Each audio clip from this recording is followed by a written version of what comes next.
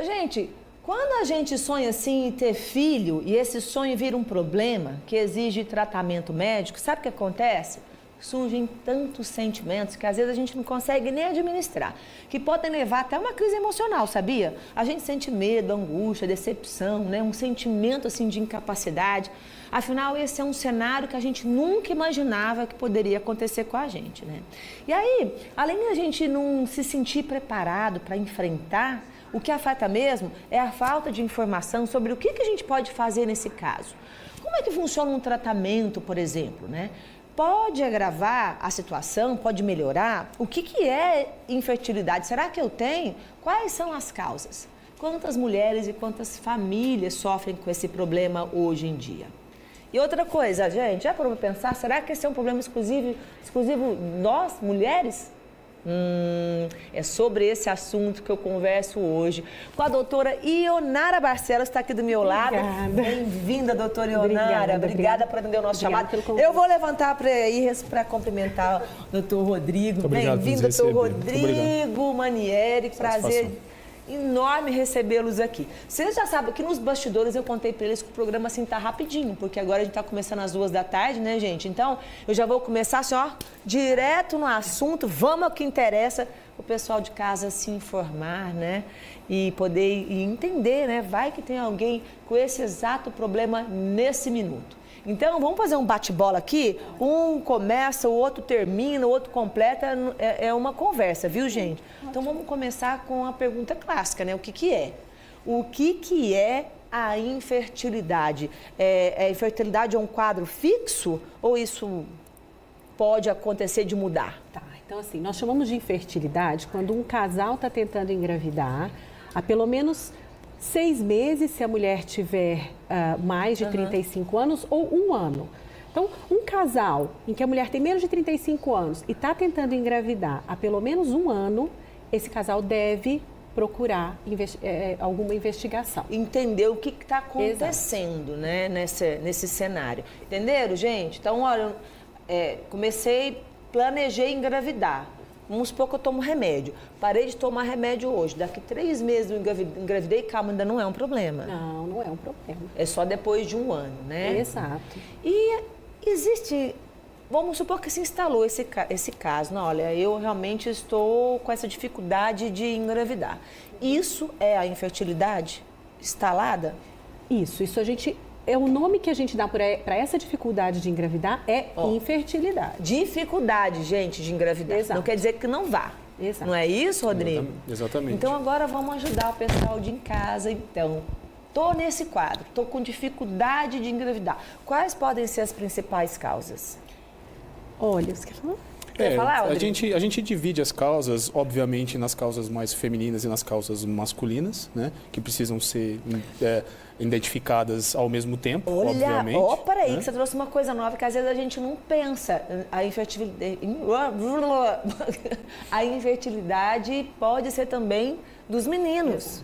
Exatamente. Em termos de proporção, a gente vai ter 1/3 com causas femininas, quase que unicamente, 1/3 com causas masculinas e o resto são causas combinadas. Então, a gente precisa avaliar o casal de uma maneira geral para poder ter uma ideia melhor a respeito da situação da infertilidade e como avançar no diagnóstico para um tratamento e ajudar os casais a conseguir atingir a gestação. Maravilhoso, né? Ajudar, né? Estar a serviço. Mas na experiência de vocês, qual que é uma das principais causas ou a mais recorrente? Tem uma? Sim, eu vou falar então de algumas causas femininas. Sim. Aí o Rodrigo às vezes pode falar também de algumas masculinas, mas assim, das causas femininas, a gente tem causas anovulatórias, ou seja, aquela mulher que ela não está ovulando de forma adequada. Então, aquela mulher que tem ciclo irregular. Vamos conversar sobre ciclos irregulares. Mas vamos introduzir o que é ciclo irregular? Isso. Por exemplo, você tem menstruação mês sim, mês não? Isso. Então, assim, ó, se a mulher menstrua a cada 28 dias, mais ou menos 5 dias, vamos colocar mais ou menos essa margem. Então, a cada 24 dias ou a cada 32 dias, isso é normal. Agora, se ela menstrua a cada 40 dias, isso não é normal. Passou o ciclo mais de 30, muito mais de 30. Mais de 34 dias, isso não é normal, a gente tem que investigar. Porque pode ser que ela não esteja ovulando de forma adequada. Então, essa é uma das causas, que é anovulação. Não ovula corretamente. Olha, gente, interessante isso, porque às vezes a gente tá tão ali naquela roda do hamster de acostumar com a menstruação que a gente não para pensar no tempo. Só vai pensar lá depois, quando deu algum problema. Então, é importante que, se você tem esse plano, já comece a olhar para seu período menstrual. Exato. É sempre bom, assim, anotar para poder acompanhar, sabe? Tem É um aplicativos registro, hoje. né? Um Tem, inclusive, registro. aplicativos para acompanhar. Ô, gente, vocês viram que quem não gera e não mede, isso serve também para planejamento familiar, não é só para os negócios, né? Sem dúvida nenhuma. Então, assim, veja, a anovulação, que é um nome que às vezes as mulheres já ouviram falar, é síndrome dos ovários policísticos, que eu não vou entrar, mas só para dizer, isso é uma das causas, né, que está ligada à anovulação. Endometriose é uma causa que é ligada também, que tem uma associação com infertilidade.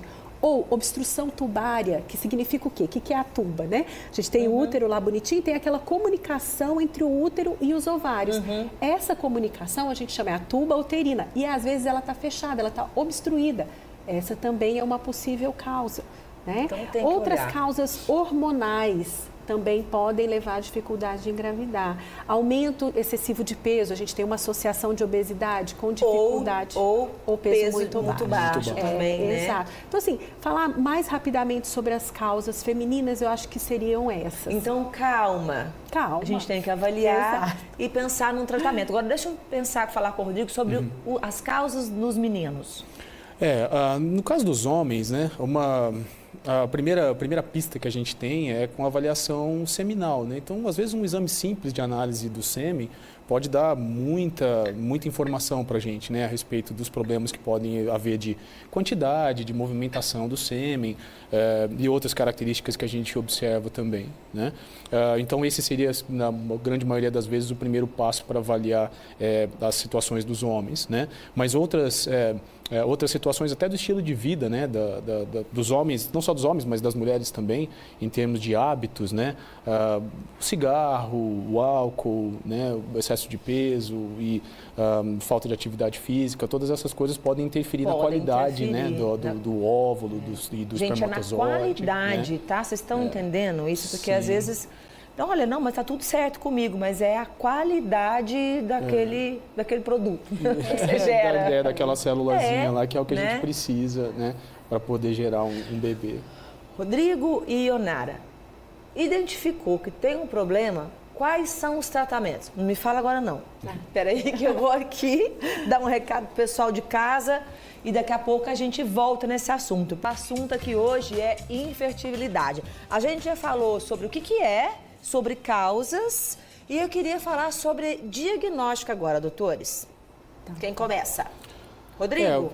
Posso falar um pouquinho. Na verdade, o diagnóstico hoje tem vários testes que a gente deve fazer, exames de sangue, uma série de outros testes, mas um dos pilares aí no diagnóstico da infertilidade, hoje em dia, é o uso do ultrassom, né? Então, essa ferramenta que a gente usa com o ultrassom hoje, ela evoluiu muito ao longo dos anos, e a qualidade dos equipamentos e do treinamento que a gente tem em relação a isso melhorou demais o diagnóstico via ultrassom. Então, uma porcentagem muito grande de problemas a gente consegue definir, descobrir diretamente no consultório com um exame de ultrassom. Simples assim. Simples assim. E Sem que às ter que vezes é fazer uma nada oportunidade única, né, para a mulher, às vezes até se conhecer. Né? Porque como os órgãos femininos eles são mais internos, fica um certo grau de mistério para muitas pessoas. E o ultrassom, uma boa parte das vezes, é um momento de descoberta para as mulheres, é onde elas entendem aonde estão as coisas, onde está o útero, onde estão os ovários, aonde estão os problemas. E quando ela descobre onde está o problema, ela está já num passo à frente na solução. Consciente, né? Já consciente do que fazer para a solução desse problema. Então, tudo aquilo que a Ionara falou, de às vezes como é que você usa o tubo? A tuba uterina Está entupida, tudo dá para ver lá pelo ultrassom. Então é assim, gente, tá vendo? Não dói. Dá para descobrir rapidinho. Eu diria assim, a gente tem que realmente fazer a investigação da parte hormonal da mulher para ver se está tudo Também, bem. né? Inclusive, com avaliação hormonal, a gente faz uma avaliação da reserva ovariana, a gente vai ter uma avaliação de quanto essa mulher ainda produz de óvulos. A gente pode fazer essa avaliação através de dosagem hormonal e a gente pode fazer essa avaliação através de ultrassom. Então, o ultrassom é uma ferramenta também, além de avaliar útero, ovários, permeabilidade tubária, que seria isso, se passa pela tuba. Sim. A gente consegue avaliar nos ovários a capacidade desse ovário de produzir óvulos, tá? Naquele exato momento. E também o ultrassom é uma ferramenta importante no diagnóstico da endometriose. Então, assim, em termos de avaliação feminina, hoje a gente teria isso, né? Como primeira avaliação. Que dia que vocês vão voltar aqui mesmo? Olha, a gente não falou nem dos tratamentos, não falamos da reprodução humana, que vocês são especialistas nisso. Tem as perguntas do WhatsApp e o programa a gente acabou. Nós voltamos quando você quiser. O programa acabou. Eu vou pedir para colocar de volta aí, pedir para o meu diretor, Alfredo, colocar aí o Instagram de vocês. Que os doutores, o doutor Leonardo e o doutor Rodrigo já disseram que estão aqui à disposição para responder as perguntas. Então, quem mandou pergunta aqui no WhatsApp, pode mandar a pergunta lá no Instagram deles, que eles estão lá, assim, olha, apostos para ajudar. E vão voltar para a gente falar sobre reprodução humana, sobre a idade fértil da mulher. Obrigado, Rodrigo. Imagina, obrigado a você. Gente, olha, você fica, obrigado. Fica aí com a nossa programação da rede. Vem aí, Kátia Fonseca. Mais tarde tem Band Cidade com meu amigo Kelson Venâncio e a querida Vanessa. Tem também Faustão à noite e a semana que vem eu estou de volta às 14 horas. Tchau, gente. Bom fim de semana.